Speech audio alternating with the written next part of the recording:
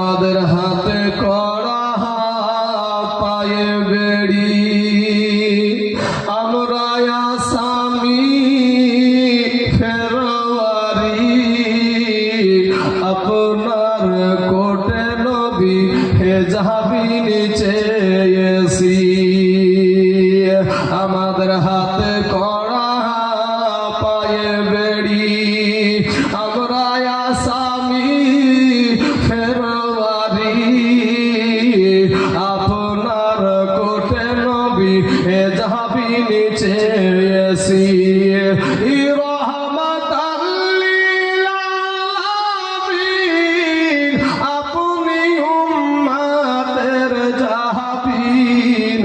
দয়া করে ঠাই দিয়েন গোয়া মায় আল্লাহর নবী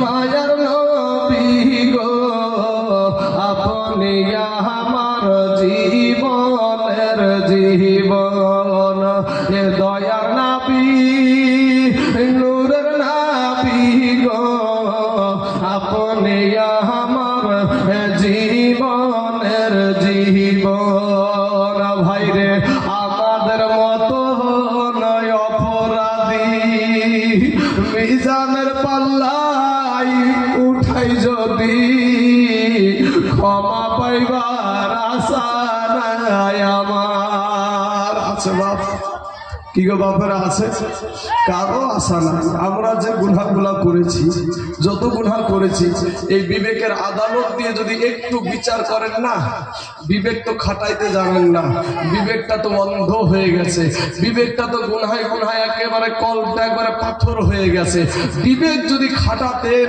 তাহলে আজ এই সভা থেকে কেউ উঠাউঠি করতো না বাবা আজ আমাদের বিবেকের আদালত শেষ বিবেকের আদালতকে আমরা শেষ করে ফেলেছি আর এর কারণেই বাবাজি একটা সুন্দর মাহফিল থেকে উঠাউঠি করে এখান থেকে নামা মসজিদ থেকে দূরে থাকে মাদ্রাসা থেকে দূরে থাকে গরুস্থান থেকে দূরে থাকে ঈদগাহ থেকে দূরে থাকে ভালো কাজ থেকে দূরে থাকে ও বাবাজি আমার সোনা মালিক আর আমার ভাই আমি আপনাদেরকে বলবো ভাই গো আমরা যা করছি রে ভাই এইগুলা আমাদের সঙ্গে যাবে না আমাদের কবরে তিনখানা কাফন নিয়ে চলে যাবেন আপনিও যেমনি ভাবে দুনিয়াতে এসেছেন ভাই আমিও অমনি ভাবে দুনিয়াতে এসেছি আপনিও যেমনি ভাবে দুনিয়া থেকে যাবেন আমিও অমনি ভাবেই যাব আপনি ভাই যে আপনার পরনেও তিনখানা কাফন আমার পরনেও তিনখানা কাফন আপনার কবরেও তিনটা প্রশ্ন আমার কবরেও তিনটা প্রশ্ন মনে হয় বাবাজি কোনো যদি এমপি এমএলএ এর দালাল হয় এদেরকে মনে হয়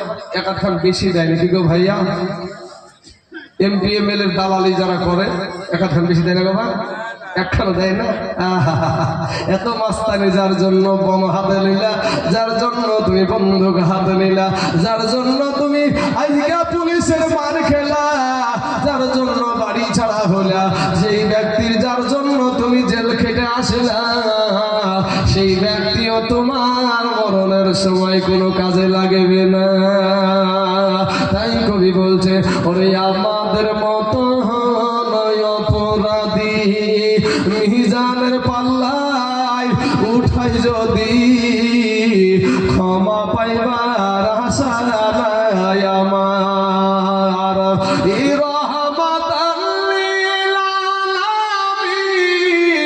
আপনি উম্মতের জাহাবিন দয়া করে ঠাই দিয়েন গোয়ামাই আল্লাহর নবী মায়ার নবী গো আপনি আমাদের জীবনের জীবন আর দেখে না পীর মাঝে যায় ভাগ্যবতী হলেন খাদিজা জোরে বলো সুবহানাল্লাহ ওরে দেখে না পীর মাঝে যায় ভাগ্যবতী হলেন ইমা খাদিজা জীবন যৌবন সকল নবীর পাই ওরে ভালো গোলাপ জাহান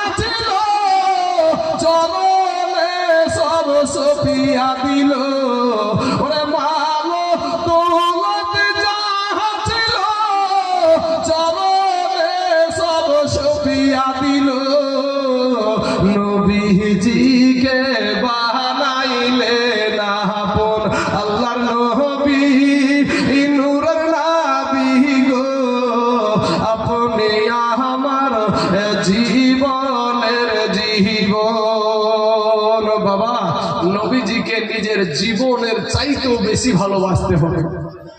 যদি বাঁচতে পারেন তাহলে বাবা আপনি যখন কবরে যাবেন আপনার নবী সশরীরে আপনার সম্মুখে দাঁড়াবে। ফারিস্তারা বলবে ইনাকে তুমি কি চিনো?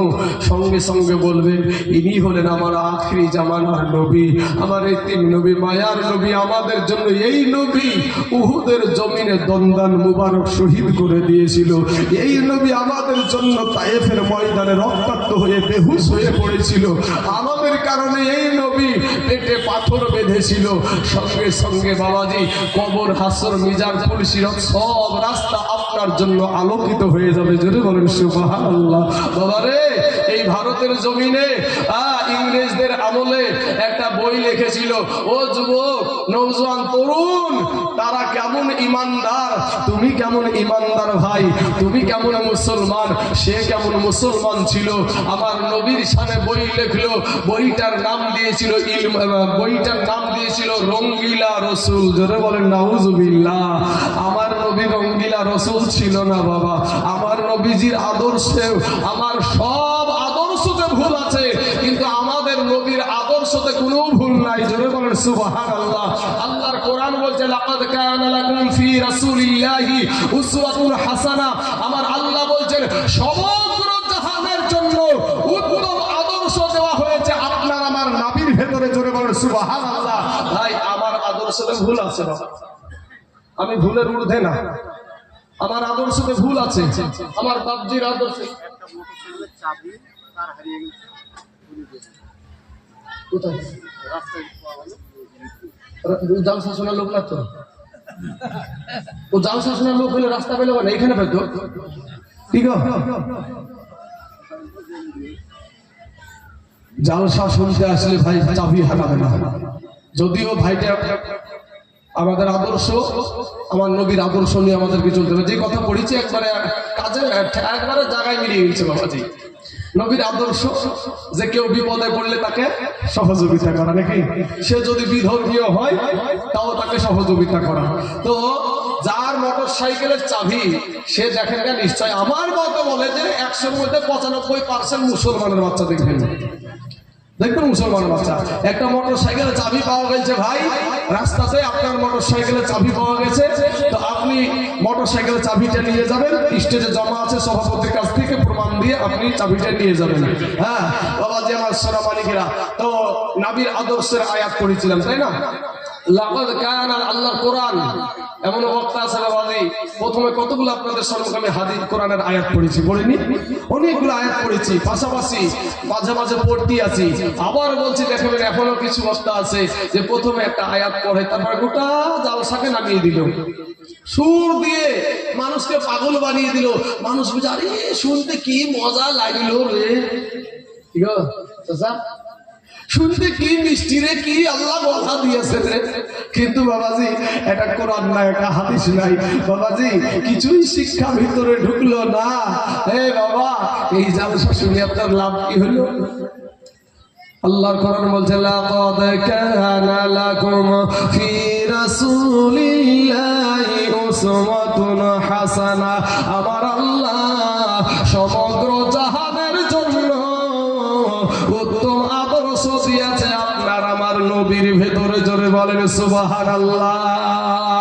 আমেরিকার জমিনে খ্রিস্টান পাদ্রী আপনার একটা কিতাব লিখলো, যার নাম দিল দা 100। বাবা 119 জীবনী লিখতে গিয়া সবার জীবনে 99 জনের জীবনে আপনার কলঙ্ক খুঁজে পেল।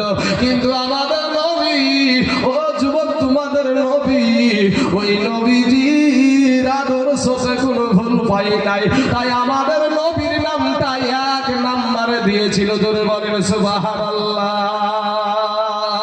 আমার আল্লাহর নবীর শান আমরা মুসলমানেরা ছোট করি, কিন্তু আমার আল্লাহর নবীর শান আমার আল্লাহ কোরআনে বাড়িয়েছে বাবা।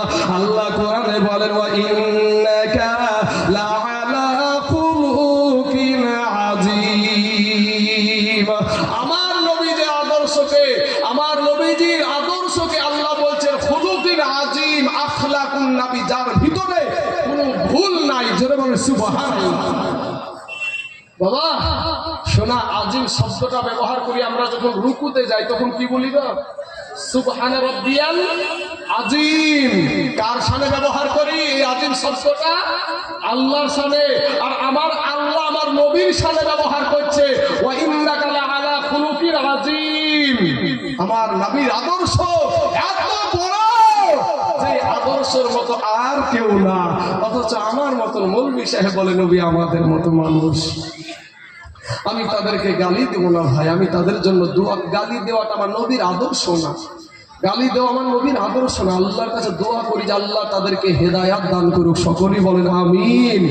আমার কথাতে ভুল পেলেন, কাউকে গালি দিয়ে কথা বললাম ভাই, আমার কাউকে গালি দেওয়ার দরকার নাই। তবে তোমরা আমার কালেমার ভাই, কেউ আমার দুশমন না ভাই। নবীজিকে ছোট করতে গেলে আল্লাহ তোমাকে ছোট করে দিবে। আবু জেহেলের নাম ছিল আবুল হেকাম, ইলমের দরিয়া, জ্ঞানের দরিয়া, শিক্ষার দরিয়া। আবু জাহেল, আবুল মানে হলো বাপ, আর জাহেল মানে মূর্খ, মূর্খের বাপ। কেন হলো? আল্লাহকে মানার জন্য নয়, নবীকে না মানার কারণে নাম হলো আবু জেহেল। মুসলমান ভাইয়েরা, ভারতের জমিনে কেতাবে লিখলো আমার নবীজির শানে, কেতাব লিখলো রঙ্গিলা রসুল। বাবা এ বাবাজি, গুরু এই যে রঙ্গিলা রসুল কেতাবের লেখক যিনি ছিল, তিনাকে কোনো বাবাজি মৌলভী জাহান নামে পাঠাইয়াছিল না। আমার মতন হাফিজ বাবা জাহান নামে পাঠাইয়াছিল না, ও কোন মুফতি জাহান নামে পাঠিয়েছিল না। তোমাদের মতো তরুণ যুবক একটা কাঠ মিস্ত্রি, ওই কাঠ মিস্ত্রির নাম হলো ইলমুদ্দিন। আপনি এখনো বড় মোবাইল একবার সার্চ দেন, রঙ্গিলা রসুল কেতাবের লেখকটাকে, একে কিভাবে মারা হয়েছিল এখনই আপনার বইয়ে দিবে। কত সালে তাকে দুনিয়া থেকে জাহান্নামে পাঠায়া দিয়েছে, কত সালে কেতাবটা লেখা হয়েছে। ও মুসলমান, আমি আপনাদেরকে তারিখটা ভুলে গেছি, তবে 1900 কত সালে আপনারা এই ঘটনাটা ঘটেছিল। 23 বছরের একটা যুবক, আজ তুমি ভাই মসজিদে যাওয়াতে চাও না, আজকে তোমার নবীর শানে কথা বলতে পারো না, আজকে নবীর শানে যারা বিরোধিতা করে তাদের বিরুদ্ধে দাঁড়াতে পারো না। তোমার মতন একটা যুবক কাঠ মিস্ত্রি, ওই ইলমুদ্দিন, ওই ইলমুদ্দিন, ওই ইলমুদ্দিন, কেউ ডাকে আলিমুদ্দিন রহমতুল্লাহ আলাই, কেউ ইলমুদ্দিন নামে জানে, কেউ আলিমুদ্দিন নামে জানে। ও মুসলমান বাবা রে, ওই আলিমুদ্দিন বাবা কাঠ বিক্রি করে কিছু টাকা জমিয়ে বাবা আমার নবীর শানে আঘাত করেছে, আমার নবীর সম্মানে ইজ্জতে আঘাত করেছে। ইলমুদ্দিনের ভিতরটার নাই, আসলে নবীর প্রেমে পাগল, আমার নবীর প্রেমে পাগল হইলে, নবীর প্রেমে পাগল হইলে আল্লাহ তাআলা খুশি। নবীর দারুদ বড় দিওয়ানিসি, আমার নবীর প্রেমে পাগল হইলে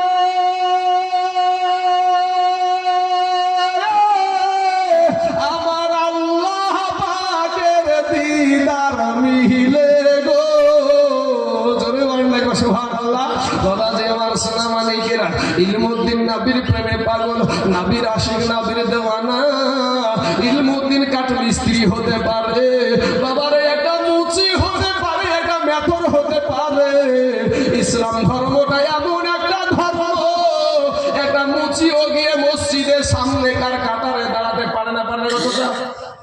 একটা মুচি মসজিদের সামনেকার কাতারে দাঁড়াতে পারে, একটা মেথারও বাবাজি আপনার নামাজের সামনেকার কাতারে দাঁড়াতে পারে। ও বাদশা যদি হয় আর পিছনে যদি আসে, পিছনকার কাতারে দাঁড়াতে হবে।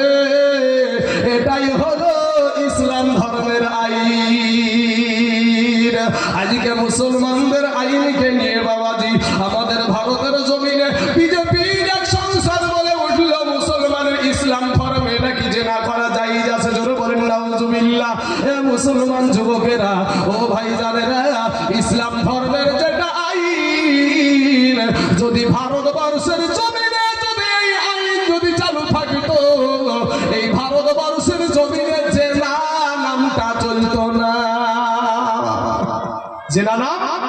বন্ধ হয়ে দেখো।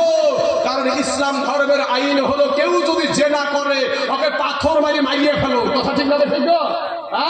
আর বেটা তুমি দুদিনকে আর ছবিবন্দি কুলিবন্দি ডেড় বেটারি মন্ত্রী হয়ে বলছো ইসলাম ধর্মে নাকি জেনা করা জায়েজ আছে। নাউযুবিল্লাহি মিন যালিক। আল্লাহু আকবার, আল্লাহু আকবার। এই জাহান্নামীদেরকে আল্লাহ পাক যেন জাহান্নামে সকল ধ্বংস করে দেয়। সকলেই বলেন আমিন। বাবাজি আমার সোনামানিকেরা, ও গো আমার আব্বা জানেরা, ও কালেমার ভাইরা, ওরে আমার পর্দার আড়ালের মা খালা, ও মা জননী,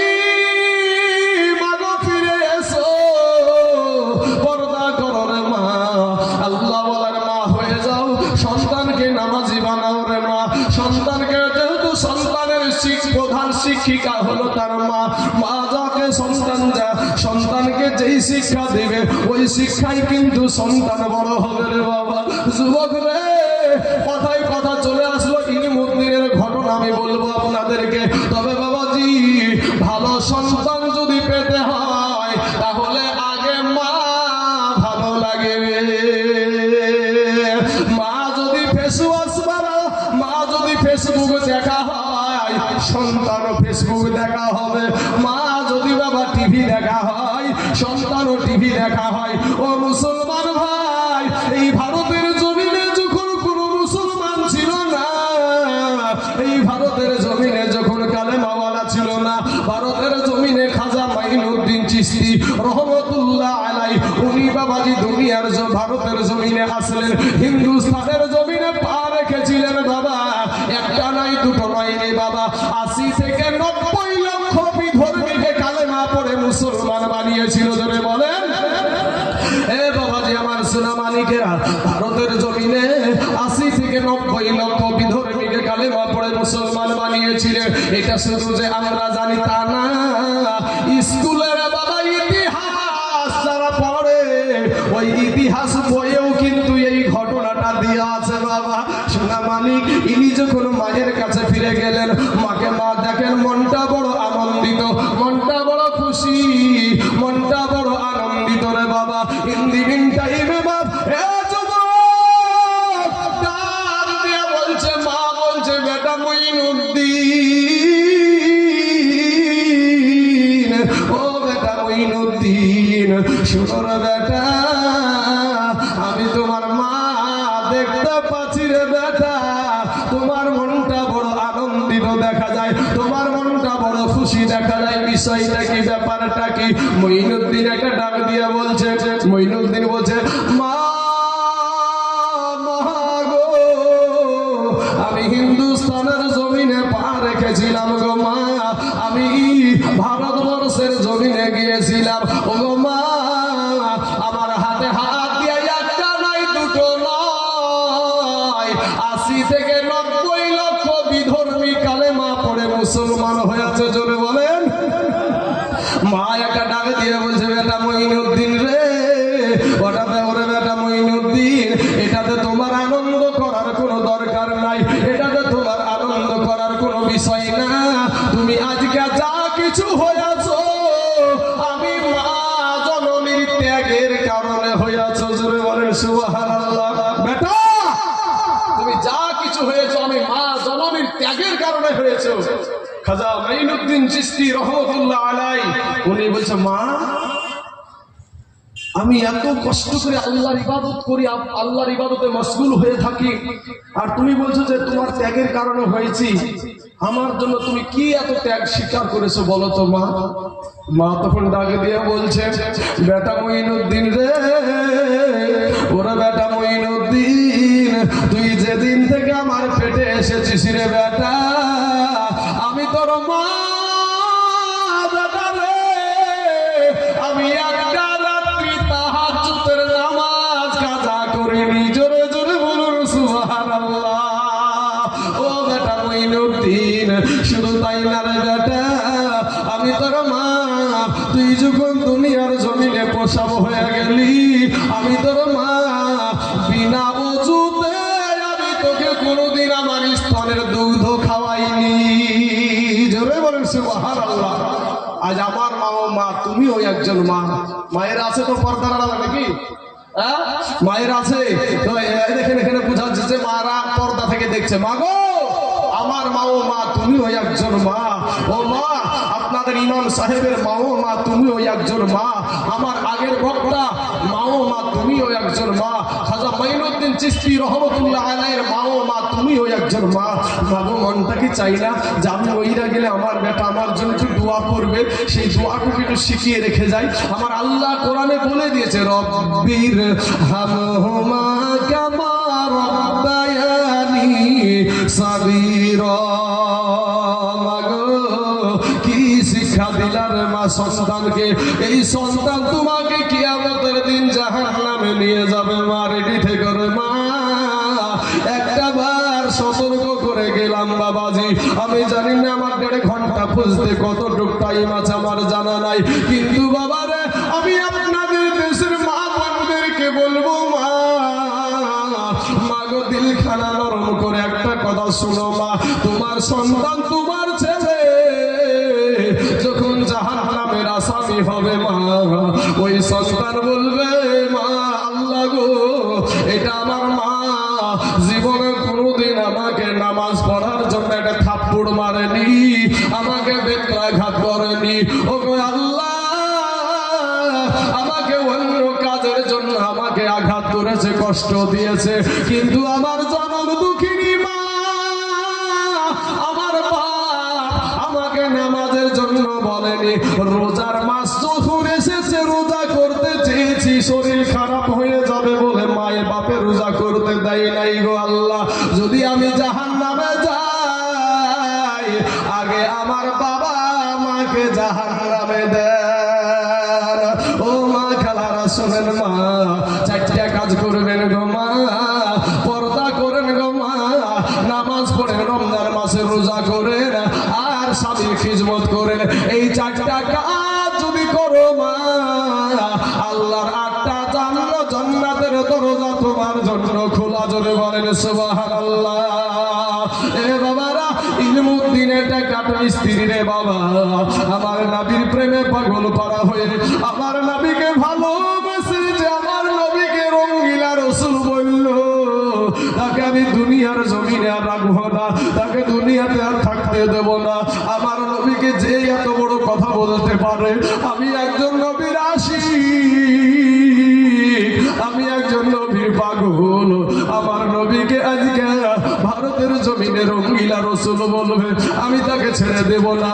আমার কপালে যা হবে তাই হবে, কিন্তু দুনিয়ার জমিনে এই বাবা ইলমুদ্দিন নামে, আলিমুদ্দিন রহমতুল্লাহ আলাইহি নামে যিনি পরিচিত, এই ব্যক্তিটা কাঠ বিক্রি করে, আপনার কষ্ট করে কিছু টাকা জমিয়ে একটা বাবা চাকু, একটা অস্ত্র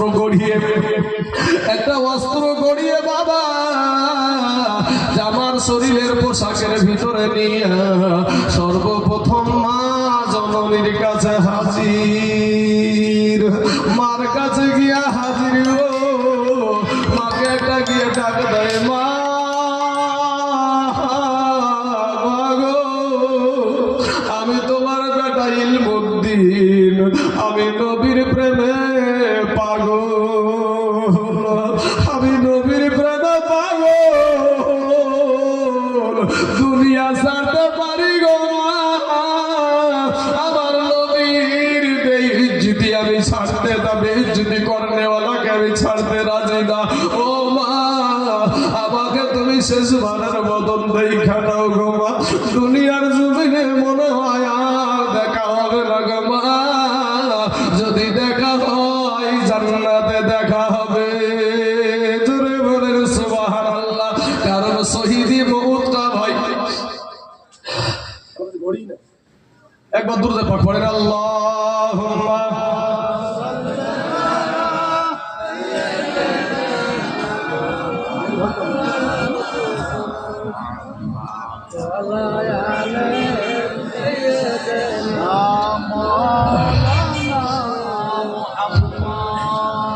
সাল্লাল্লাহু আলা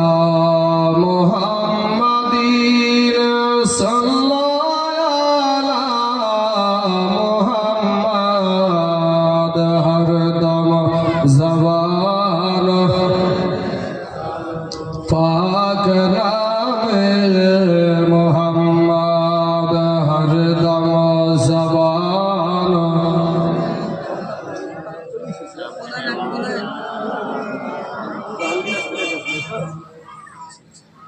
বাবাজি আমার সোনা মালিকের আমার ভাই জানেরা, তো আমি কোন কথাটা বলছিলাম বাবাজি, যে ইলমউদ্দিন এই ভারতের জমিনে কিতাব লিখেছিল আমার নবীর বিরুদ্ধে, কি যে রঙ্গিলা রসুল নাম দিল, কি কিতাবের নাম দিল রঙ্গিলা রসুল। যদি মনে করেন যে মিথ্যা কথা বলছে, আপনার হাতে এখনো মোবাইল সেট আছে, আপনি এখনই মিলান, আমার কথার সাথে যদি না মিলে আপনি রেখে দিয়ে বাবাজি আমার সোনা মালিকের আমার ভাই জানেরা, আমার আব্বা জানেরা, পর্দার আড়ালের মা খালা গো, ইলমউদ্দিন ডাকে দিয়ে বলছে, মা গো ও গো মা, জনমকার মতো দেখে নাও গো মা, আর জীবনে মা বলে ডাকতে পারবো না, আর জীবনে মা বলে ডাকতে পারবো না। মা নিজেকে মা ডাক শোনার জন্য বাবা জীবনটা বিলায়া দেয় রে যুবক। মাকে কষ্ট দিও না রে বাবা, মাকে আঘাত দিও না। ওরা যুবক ভাইয়েরা, বৃদ্ধ বাবজিদেরকে, এই সাদা দাড়িওয়ালা মানুষগুলাকে কষ্ট দিও না রে যুবক। আজকে তুমি যেমন তোমার সন্তানকে যেইভাবে কষ্ট করে লালন পালন করছো, তোমার এই আব্বাটা এইরকম বৃদ্ধ মানুষগুলাও কিন্তু তোমাদেরকে এর চাইতে বেশি কষ্ট করেছে। আজকে খাবারের অভাব নাই, আজকে টাকা পয়সার কোনো অভাব নাই, আজকে বাবাজি টাকা পয়সার কোনো অভাব নাই, কিন্তু আব্বা জান গো, কিন্তু এমন একটা জামানা ছিল যখন তোমার বাবা মায়ের রুটি খেয়েছে, মসুরির রুটি খেয়েছে রে ভাই যুবক, একটা বেলা ভাত পাই নাই, জবে রুটি করে খেয়েছে। ওরে ভাই জান না খেয়ে তোমাকে খাওয়াই আছে। মা ডাক দিয়া বলছে, ও বেটা ইলমউদ্দিন, বেটা রে কি হয়েছে বেটা, একটা বার খুলে বলো। এবার তো কোন মাকে ডাক দিয়া বলছে, মা গো আমাদের দয়ার নবীকে, আমার নবীকে লাঞ্ছিত বঞ্চিত পদধূলিত করার জন্য ভারতের জমিনের কাফের, ওই কাফের বেটা আমার নবীকে, নবীর সামনে অনেক খারাপ কটু কথা লিখেছে, আর ওই কিতাবের নাম দিয়েছে রঙ্গিলা রাসূল। ও মা, আমার নবী কি রঙ্গিলা রাসূল ছিল নাকি? মা একটা ডাক দিয়া বলে, বেটা রে আমার নবীকে যে রঙ্গিলা রাসূল বলতে পারে, সে আসলে ভালো মানুষ না, জাহান্নামী মানুষ। ইলমউদ্দিন ডাক দিয়া বলে, মা গো বিদায় দাও গো মা, বিদায় দাও, ওকে দুনিয়ার জমিন থেকে আমি জাহান্নামে পাঠানোর জন্য প্রস্তুতি নিয়েছি। জোরে বলেন সুবহানাল্লাহ। আমি ইলমউদ্দিন মা, কাঠুরিয়া, আমি একজন কাঠকাটা মানুষ। ও মা খালা গো, ও মা জননী, তুমি আর বেটা কিছু টাকা জমিয়ে মা গো আমি একটা বস্ত্র কিনেছি মা, আমি তাকে জাহান্নামে বেঠাবো। মা তুমি বিদায় দাও। মা জননীর সামনে থেকে সন্তান যখন বিদায় দেয় রে, ওরা বাবা তুমি আর সবাই সহ্য করতে পারে, কিন্তু জনম দুঃখিনী মা সহ্য করতে পারে না। কবি বলছেন, ওরা বিদেশেতে, ওরা সন্তান যখন বিদেশে যায়, আমার মার কলেজা ফাটিয়া যায় রে, কেঁদে কেঁদে চোখের জলে পানি ছবি যায় রে, কেঁদে কেঁদে চোখের জলে পানি ছবি যায় রে। সন্তান চলে যাচ্ছে, বাপ মা জননী টুক টুক করে তাকায় আর চোখের পানি ছেড়ে দিয়ে বলে, আল্লাহ গো তোমার রাস্তায় আমার সন্তানকে আমি দিয়ে দিলাম। আমি আয়াত পড়েছিলাম, ওয়ালা তাকুলু লিমান ইউকতালু ফি সাবিলিল্লাহি আমওয়াত বাল আহইয়াউ ওয়ালাকিন লা তাশউরুন। আল্লাহর কোরআন বলছে যে যদি আল্লাহর রাস্তায় কেউ জীবন দেয় তাদেরকে মৃত্যু বলিও না, বরং তারা জিন্দা। জোরে বলেন সুবহানাল্লাহ। বাবাজি আরেকটা আছে, ওয়ালা তাহসাবান্নাল্লাযীনা কুতিলু ফী সাবিলিল্লাহি আমওয়াত বাল আহইয়াউন ইনদা রাব্বিহিম ইরযাকুন। আমার আল্লাহ বলছে, আল্লাহর রাস্তায় ইসলামের জন্য, কোরআনের জন্য আর নবীর জন্য, হকের জন্য যদি কেউ জীবন দেয় তাদেরকে তোমরা মরা বলিও না, বরং তারা জিন্দা। এবং বাল আহইয়াউন ইনদা রাব্বিহিম ইরযাকুন, আল্লাহ পাক তাদের কবরে জান্নাতি খাবার দেয়। জোরে বলেন সুবহানাল্লাহ। বাবা কোরআন, আল্লাহর কোরআন থেকে বলছি, মানলে আবু বকর, না মানলে আবু জাহেল। বাবাজি আমার সোনামানিকেরা, ওগো আমার ভাই জানেরা, ইলমুদ্দিন কিন্তু এই রঙ্গিলা রসুলের কিতাবের লেখককে কিন্তু চিনে না। কে লেখকটা? এত বড় কাজ কে করলো চিনে না, চিনা নাই, চিনা নাই। নাম জানা আছে কিন্তু চিনা নাই। এবার বাবাজি তালাশ করতে আরম্ভ করে দিল, কোথায় সেই কাফের, কোথায় সেই কাফের, কোথায় অবস্থান করে। একদিন, দুই দিন, তিন দিন বাবা খুঁজে, পেটে খাবার দেয় না, পানি খাই না। আমার নবীর দুশমনকে জাহান্নামে পাঠাবো, মনে বড় নিশা, মনে বড় আশা। ও মুসলমান বাবা রে, এই করতে করতে, তালাশ করতে করতে করতে করতে গিয়া ওই লেখকের বাবাজি লাইব্রেরিতে যখন পৌঁছিয়ে গেছে, আশেপাশে যখন পৌঁছিয়ে গেছে, একজন ব্যক্তিকে জিজ্ঞাসা করে, রঙ্গিলা রসুলের কিতাবের লেখকটাকে বলতে পারেন নাকি? বলে, ওই দেখো যিনি লাইব্রেরিতে প্রবেশ করছে, লাইব্রেরির ভিতরের যিনি ঢুকছে, উনি হলো ওই বইয়ের কিতাবের লেখক। এ বাবারা, আমার আলিমুদ্দিন রহমাতুল্লাহ আলাইহি ওরফে ইলমুদ্দিন বাবা টুক টুক টুক টুক টুক টুক করে আপনার যখন চলে গেল লাইব্রেরির ভিতরে, যাওয়ার পরে বলছে, আপনার নাম কি? এই জিনিসের নামটা কি এরকম? বলে, হ্যাঁ আমার নাম এটা। বলে, আপনি কি রঙ্গিলা রসুলের রঙ্গিলা রসুল কিতাবের লেখক? বলে, হ্যাঁ আমি লেখক। বলে, ওরে জাহান্নামের কুকুর, আমি ওই নবীর পাগল, আমি ওই নবীজির আশিক। আমার নবীকে তুই বেইজ্জতি করেছিস রে, আমার নবীর সাথে বেয়াদবি করেছিস, তোকে দুনিয়ার জমিনে আর বেঁচে রাখবো না। সাথে সাথে ভিতর থেকে অস্ত্র বের করে বাবা ওই জাহান্নামের কুকুরটাকে জাহান্নামে পাঠায়া দিয়েছে। জোরে বলেন সুবহানাল্লাহ। এ বাবাজি, ভারতের আইন, ইংরেজদের আইন, এ বাবাজি সঙ্গে সঙ্গে তাকে গ্রেফতার করে নিল। গ্রেফতার করে নেওয়ার পর যখন আদালতে উঠালো, মুসলমানেরা বলল যে, আমাদের ইলমুদ্দিন একটা বার শুধু বলো যে আমি যখন তাকে ছুরি মেরেছিলাম, আমি যখন তাকে অস্ত্র মেরেছিলাম, আমার হুঁশ ছিল না, জ্ঞান ছিল না।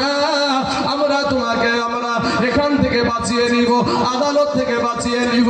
আমার নবীর আশিক, আমার নবীর পাগল, আমার নবীর গোলাম গো, চোখের পানি ছেড়ে দিয়ে বলেছিল, ভারতের মুসলমানেরা গো, তখন তার বাবা শুধু এই ভারত ছিল না, পাকিস্তান, ভারত সব একত্রিত হয়েছিল বাবা। পাকিস্তানের যত মুসলমানেরা বাবাজি সবাই একত্রিত হয়ে বলেছিল, ইলমুদ্দিন একটা কথা শুধু এইরকম বলো। আমার ইলমুদ্দিন রহমাতুল্লাহ আলাইহি উনি বাবাজি বলে, শোনো গো, এটা বলার পরে আমি দেখি দুনিয়ার আদালতে বাজবো, কিন্তু আমার আদালত, আল্লাহর আদালতে কি বাঁচতে পারবো? মুসলমানদের মাথা নিচু হয়ে গেল। বলে, শোনো গো, যেই নবীর প্রেমে আমি ওই কাফেরকে জাহান্নামে পাঠায় আছি, ওই নবীর প্রেমে আমি ফাঁসির দড়ি গলায় নিতে আমার কোনো টেনশন নাই। জোরে বলুন বাবাজি আমার সোনামানিকেরা। ইলমুদ্দিন একটা মিথ্যা কথার আশ্রয় নিল না, সঙ্গে সঙ্গে বাবাজি ওই কথা আপনার ইংরেজরা, ইংরেজের শাসন আমল চলতো বাবা। সেই সময়তে ইলমুদ্দিন আলিমুদ্দিন রহমতুল্লাহ আলাইহিকে বাবারে ফাঁসি দিয়ে দুনিয়া থেকে বিদায় করে দিয়েছে।